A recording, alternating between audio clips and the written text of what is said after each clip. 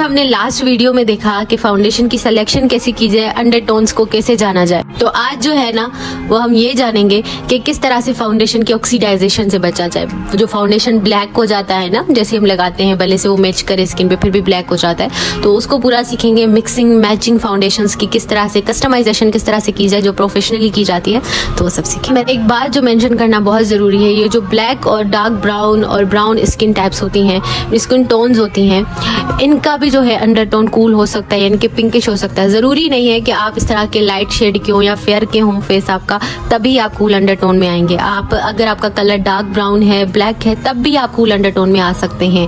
और अगर आप बहुत फेयर हैं तभी भी आप जो है वार्म अंडरटोन में आ सकते हैं। एक बात आपने याद रख लेनी है कि undertone has nothing to do with your skin tone, ठीक है।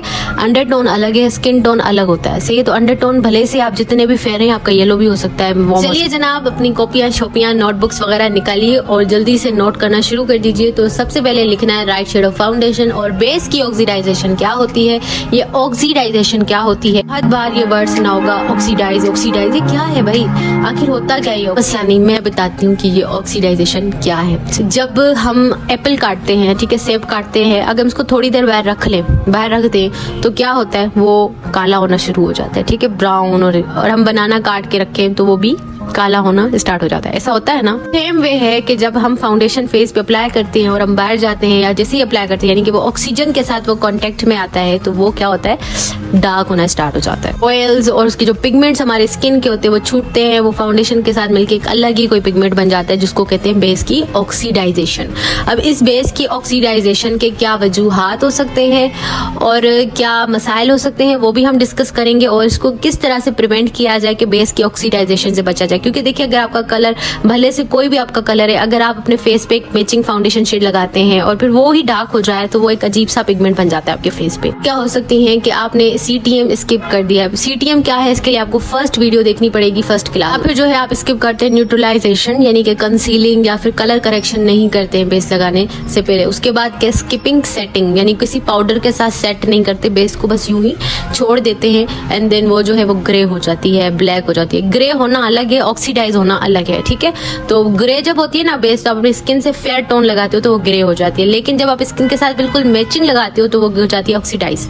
आखिर ये ऑक्सीडाइज क्यों होती है? अब बहुत सारे लोग बोलते हैं कि ये बेस ऑक्सीडाइज नहीं होती। नहीं, हर बेस ही ऑक्सीडाइज होती है, थोड़ी या बहुत जरूर होती है।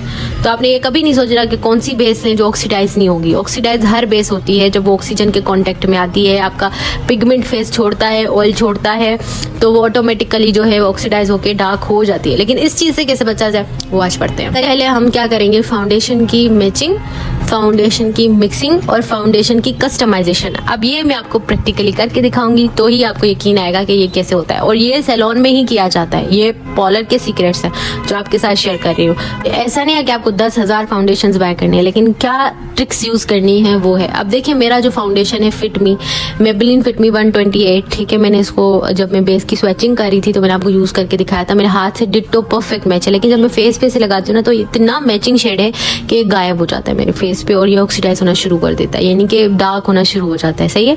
बिल्कुल सेम डिट्टो भी मैचिंग नहीं होनी चाहिए कि आपका बेस ऑक्सीडाइज हो जाए, सही। वो कैसे आपने करना है, सही, तो वो मैं आपको बता रही हूँ। अब ये जो है ना 120, अब ये मैं लगाऊंगी, मेरा बेस ग्रे हो जाएगा, क्योंकि ये मेरे स्किन से फेयर है और ये ग्रे हो जाएगा। जब मेरे फेस पे ना ये लगेगा तो ये ग्रे हो जाएगा। अब व्हाइट चीज किसी ब्राउन पे लगेगी तो वो क्या होगा, ग्रे होगा ना। एक दूसरी बात मैं आपको कह दूं कि आपका जो भी कलर है ना, बहुत प्यारे हो। पहला जो प्रोफेशनल मेथड है ना, वो होता है 2 फाउंडेशंस को आपस में मिक्स करना, जैसे हमने कहा मिक्सिंग ऑफ फाउंडेशंस। एक अपने स्किन टोन से लाइट और एक अपने स्किन टोन जैसा फाउंडेशन, यानी एक सफेद और एक थोड़ा सा अपने स्किन टोन जैसा। अब जब आप इन दोनों को मिक्स करोगे ना, तो एक बहुत ही खूबसूरत शेड बनेगा, जो कि आपकी स्किन से बहुत ज्यादा फेयर नहीं होगा, पर ये होगा कि जब वो ऑक्सीडाइज होगा तो आपके स्किन टोन का बनेगा, ठीक है। क्योंकि जब हम बिल्कुल मैचिंग स्किन से फाउंडेशन लगाते हैं ना, तो वो ऑक्सीडाइज होके डार्क हो जाता है, किसी और के स्किन टोन का फाउंडेशन बन जाता है। लेकिन जब हम 1-2 फाउंडेशन मिक्स करके लगाते हैं ना, तो हमारे स्किन से थोड़ी देर के लिए लाइट दिखता है, लेकिन उसके बाद वो सेम टू सेम हमारे स्किन जैसा हो जाता है और बिल्कुल अजीब नहीं लगता। क्योंकि अजीब तो तब भी लगता है ना जब हमारी स्किन में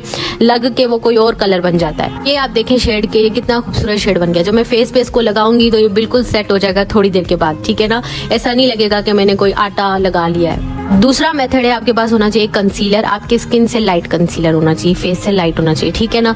आपने क्या करना है, अपने फाउंडेशन के अंदर वो कंसीलर मिक्स कर देना, या फिर आपने पहले फाउंडेशन लगा लेना है फेस पे, उसके बाद कंसीलर आपने अपने जो है ना अंडर आईज पे, अपर लिप्स पे, थोड़ा सा टी जोन जो मैंने आपको बताया था वहां पे कंसीलर लगा लेना। इससे भी आपका जो बेस है ना वो ग्रे नहीं होगा, इससे भी आपका जो बेस है ना वो ऑक्सीडाइज होके डार्क और अजीब नहीं लगेगा। अब मैंने मिक्स किया, अब आप देखें 2 अलग अलग शेड बन गए। ये मोस्ट अफोर्डेबल जो है एक मेथड है कि आपने पाउडर जो है अपने बेस से थोड़ा फेयर रखना है, लाइट रखना है। आपका बेस जो है मिसाल के तौर पे आपके स्किन जैसा है बिल्कुल, तो पाउडर जो होगा कॉम्पैक्ट पाउडर वो थोड़ा आप लाइट रखेंगे ताकि आपकी बेस जो है वो ऑक्सीडाइज ना हो। यानी ऑक्सीडाइज हो भी जाएगा तो हम उसके ऊपर जो पाउडर लगाएंगे ना, तो वो पाउडर का जो टिंट होगा वो रहेगा हमारे फेस पे, वो ऑक्सीडाइज होकर हमारी स्किन जैसा बन जाएगा, ठीक है। तो ये देखिए 128 है, इस पे मैं आइवरी या कोई और फेस पाउडर का शेड लगाऊंगी तो मेरा फेस जो है वो ऑक्सीडाइज होकर डार्क नहीं लगेगा। उसके बाद जो है वो न्यूट्रलाइजेशन। अगर आप स्किन से मिसाल के तौर पे बहुत फेयर कलर का फाउंडेशन भी ले रहे हो तो आपने सिंपली क्या करना है, अपने स्किन पे कलर करेक्शन करना है। कलर करेक्शन बहुत ज्यादा नहीं कर देना, बिल्कुल हल्का वाला करना है। या फिर अगर बहुत फेयर फाउंडेशन आ गया तो उसके अंदर आपने ना जस्ट क्या करना है, कलर करेक्टर का 1-2 ड्रॉप डाल देना है, लिक्विड वाला है तो, अगर नहीं है तो स्टिक वाला भी ले सकते हो, मिक्स करके लगा लो, ठीक है। इस तरह से आपका फाउंडेशन का शेड बन जाएगा। लेकिन आपने अगर आप चाहते हो ना कि हमें ये नहीं करना पड़े, झंझट है बहुत बड़ा, तो सिंपली आप जो है ना अपने फेस पे कलर करेक्शन करो। कोई सा भी अपनी स्किन से लाइट फाउंडेशन लगाओगे ना तो वो ग्रे नहीं होगा। बस ख्याल रखिएगा कि ओवर ब्लेंड ना कर दीजिएगा कलर करेक्टर को, ताकि वो ऐसा ना हो कि वो हट्टी जाए और वो ग्रे हो जाए फाउंडेशन के सामने। मैंने एक बेस का शेड बनाया है, देखें ये शेड बन गया। हालांकि डार्क स्किन टोन के लिए शेड बन गया। मैंने मिक्सिंग की थी पहले फाउंडेशन, उसके अंदर मिक्स किया कलर करेक्टर का शेड, तो देखिए एक दूसरा फाउंडेशन शेड बन गया। अब ये मैंने क्रायोन ट्यूब पेंसिल लगाई, इसी में मैं कलर करेक्टर का शेड मिक्स कर रही हूँ। आप देखें कि एक बिल्कुल खूबसूरत सा शेड बन गया जो मेरे स्किन पे बड़ा अच्छे से मैच कर जाएगा। तो आपने जो ना जितनी आप क्वांटिटी बढ़ाते जाएंगे कलर करेक्टर की, उतना वो बेस को न्यूट्रलाइज करता जाएगा, शेड को चेंज करता जाएगा, ठीक है ना। अब ये दोनों शेड्स आप देख लें, ये एक ही फाउंडेशन है, एक ही बेस है और उसके 2 शेड हमने बना लिए। तो इस तरह से आप मिक्स मैच कर सकते हो। अगर तो आप पार्लर जो है वो अपना रन कर रही हैं तो आपके पास 2 से 3 शेड्स होने चाहिए। एक डार्क होना चाहिए, एक मीडियम टोन में, एक फेयर टोन में फुल होना चाहिए, ताकि आप मिक्स मैच करके फाउंडेशन का शेड बना के अपने क्लाइंट के हिसाब से लगा सको। देखें जनाब कि हमने फाउंडेशन की मैचिंग भी की, मैंने 2 फाउंडेशन मैच करके अपनी स्किन के साथ लगाया, ठीक है। उसके बाद जो है फाउंडेशन की मिक्सिंग की, उन दोनों फाउंडेशंस को मिक्स किया, ठीक है। उसके बाद हमने क्या किया, फाउंडेशन की कस्टमाइजेशन कर दी। अब जो मैचिंग हमने की थी वो कितने फाउंडेशंस की थी, वो 2 की थी, ठीक है। हमेशा एक डार्क होना चाहिए, यानी अब एक आपकी स्किन टोन जैसा होना चाहिए, एक फेयर होना चाहिए आपकी स्किन से काफी, ठीक है, ताकि आप जब चाहो जितना चाहो उसका कलर चेंज करते रहो। क्योंकि जो स्किन टोन होता है ना वो वेदर के हिसाब से चेंज होता रहता है, कभी डार्क हो जाता है कभी क्या, तो आप हर बार तो फाउंडेशन बाय नहीं कर सकते ना। तो एक फेयर शेड अपने पास हमेशा रखा करो और कोई एक अपनी स्किन टोन जैसा, ताकि वक्तन आप अपनी स्किन का टोन जो है वो उसके अकॉर्डिंग बनाते रहो, ठीक है ना। अब ये देखें जी, हमने कस्टमाइजेशन भी कर ली, हमने सेटिंग भी कर ली, मैचिंग भी कर ली सब। मैं एक छोटा सा एग्जांपल मैं देना चाहती हूँ। मेरे पास काशिश का फाउंडेशन है, इसकी जो कॉस्ट है वो तकरीबन 3000 रुपये है, सही है। अब 3000 रुपये का फाउंडेशन अगर कोई बाय कर रहा है, उसका रॉन्ग शेड आ जाता है, ठीक है, तो जाहिर सी बात है वो यही कहेगा मेरे पैसे जाया हो गए। तो पैसे जाया ना करें, एक फाउंडेशन ले लें। मेरे पास ना ये कलर इंस्टीट्यूट की है, ये बहुत ही फेयर फाउंडेशन, यानी आम फेस पे किसी पे नहीं लग सकती अनटिल अनलेस बहुत फेयर शेड हो, ठीक है, बिल्कुल ग्रेइश टाइप का कलर है।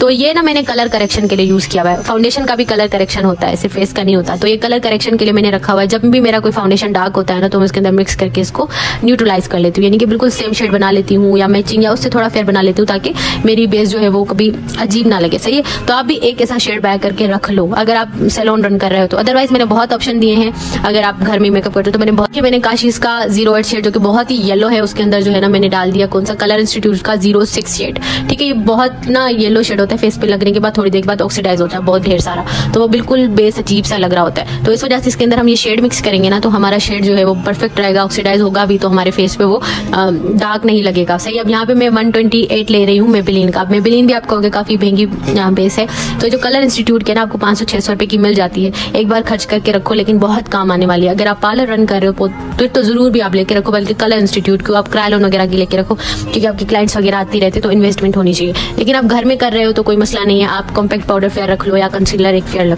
रख लो। मैंने बहुत सारे ऑप्शन दिए हैं। तो अब जो है ना मैं देखें मैंने मिक्सिंग की यहाँ पे, ठीक है, एक फेयर बिल्कुल फेयर शेड। ये वो एग्जाम्पल है जो मैं कब का दे रही थी कि एक डार्क शेड एक फेयर शेड, यानी एक अपनी स्किन टोन जैसा और एक जो है ना थोड़ा सा फेयर, ताकि आपकी स्किन का टोन बने। अब देखिए ये 128 शेड है जो हम पहले लगा रहे थे कब का, इसके अंदर हमने एक व्हाइट शेड मिक्स किया। तो टोटली चेंज शेड आ गया। तो इसी तरह से आप जिसकी क्वांटिटी ज्यादा रखेंगे उतना ज्यादा जो है वो फाउंडेशन का शेड आपका चेंज आता रहेगा। अब इसी के अंदर ही मैं कलर करेक्टर का शेड मिक्स कर रही हूँ। अगर बस कोई और फाउंडेशन ना भी होता ना तो मैं इसी फेयर शेड में कलर करेक्टर का शेड मिक्स करती ना तो मुझे एक फाउंडेशन का शेड मिल जाता। तो आप इजीली इस तरह से ढेर सारे क्रिएट कर सकते हो अपने क्लाइंट के स्किन के अकॉर्डिंग, अपने स्किन के अकॉर्डिंग, क्योंकि ये जो टोन होती है ना स्किन की ऊपरी लेयर